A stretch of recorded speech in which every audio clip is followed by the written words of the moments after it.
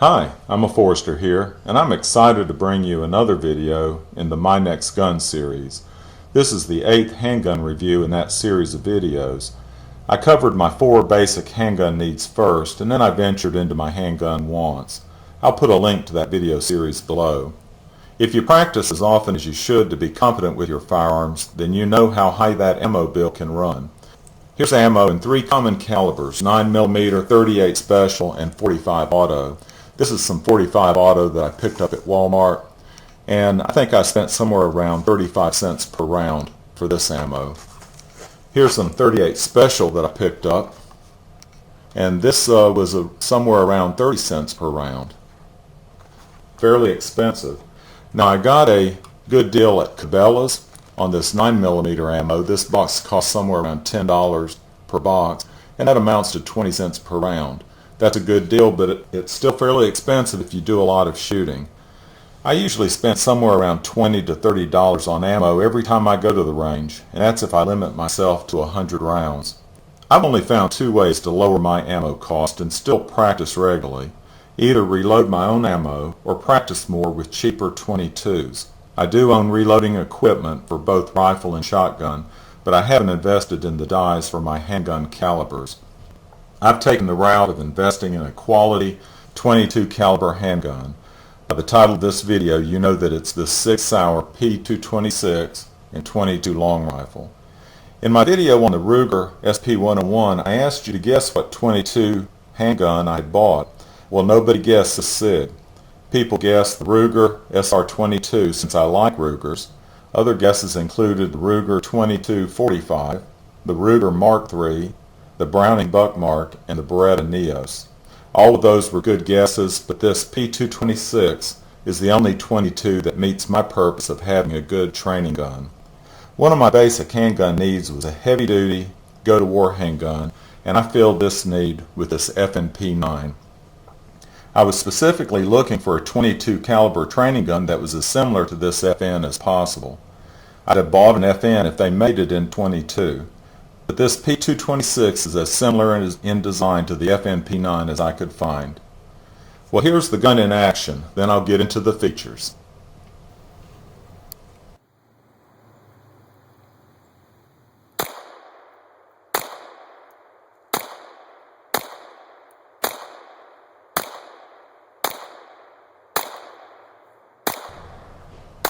There's a lot to like about this handgun.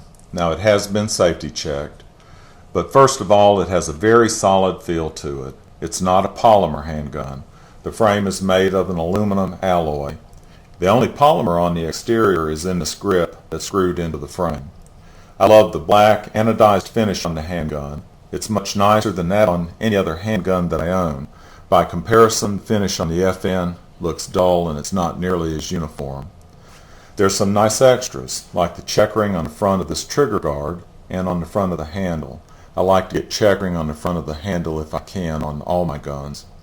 It has nice adjustable 3-dot sights, and the rear sight is adjustable both for windage as well as for elevation.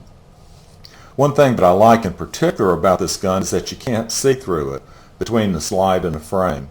That's a pet peeve of mine with my FN. The gun's very easy to take apart. We'll drop the mag first, lock the slide back, drop the takedown lever, and then the slide will come right off. Now you can see why you can't see through it. It has very long rails that extend all the way from the front back to the feed ramp. And then it has some short rails in back. But the only place where you could possibly see through it is through this section right here, and that's pretty much covered up with the slide. Now it goes back together just as easily as it comes apart. We'll lock it in a back position, rotate the takedown lever, put the magazine back in, and then drop the hammer. There are some other features that I'll mention, but I'll just mention them briefly. It has an accessory rail on the front. Now I have a light on my FN, but I'm not planning on putting a light on this gun just yet. The beaver tail in back is a nice addition to help protect my hand. And also it comes with 2 good quality 10-round magazines that drop easily out of the gun. There's one other feature of this gun that I especially like. Sig offers conversion kits that can replace the slide, the barrel, the recoil spring, and the magazines. I plan to buy a 9mm conversion kit soon. The conversion kit costs somewhere around $350. Now this gun isn't perfect. There are a few things that I wish were improved. The main thing is that this grip is a real handful. It makes me wonder if I'm going to be able to reach the trigger easily. Well, of course I can, but I wouldn't recommend this gun for anybody with medium to small hands. The other thing is the placement of this decocker, which is in a forward position. Let me get the FN, which I like a lot better, and demonstrate that one. Here the decocker is in a backward position, or rearward, and I can decock it just with the sweep down of my thumb. I can't do that with this Sig. Because it's in a forward position, I have to adjust my grip to get the decocker, but I do like how it puts the hammer down a little more quietly. Finally, for some odd reason, the P226 isn't designed for the slide to be held back after the last round. I find this strange since you're not supposed to dry fire a .22. The only solution is to count your shots. Well, let's go outside and see how it shoots.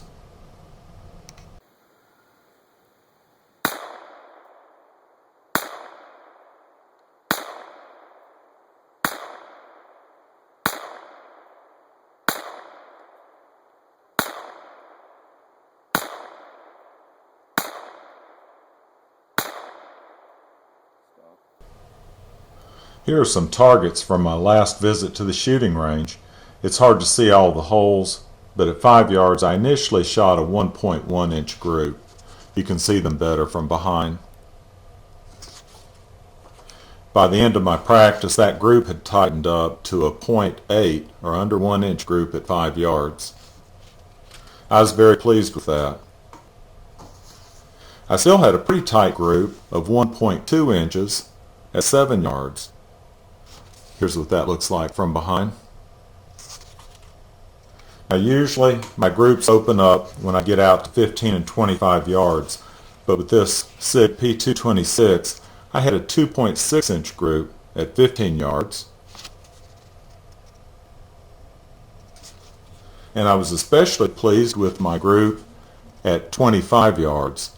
All the shots fell within the outline of the head, and that's what they look like from behind. I'm pleased with that kind of accuracy.